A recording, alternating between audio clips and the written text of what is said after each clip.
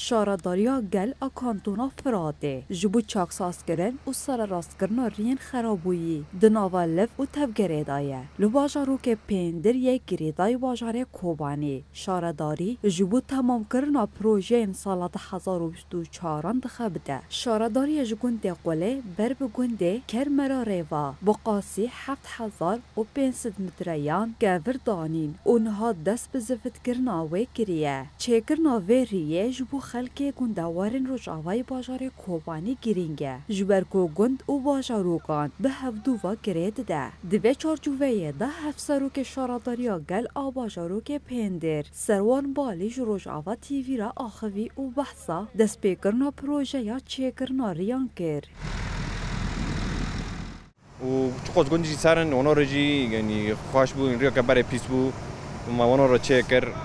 گندی اونا جی تی گریدان قلعه قین تره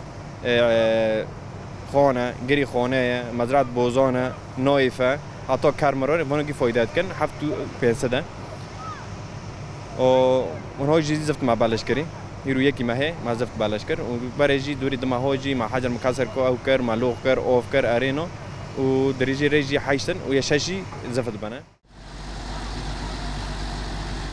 اندزیار غزال قادر جی گود کو گرنگیا چکرنا وریه اوه کو خدمت ده حیش کندان و دازانین کو ده خبات وان بردوام بین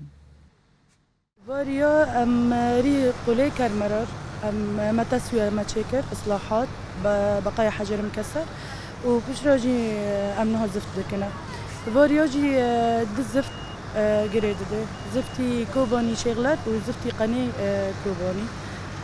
حيشت كوندا سري هي غزمتها حيشت كوندا دكي وبيترجي يعني خاجي حيشتا سماكة جي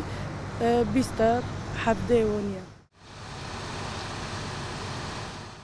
رغم ایریشن دولت ترک آداگر کرد ایل سر هرما باکور و رجلات سوریه و هدف گردنا بنسازی هرمه لیدی ساجی شارداریه خواتن خار را نوستاندیه و پروژه این خواهی سال 1024 جی بی جی دیگه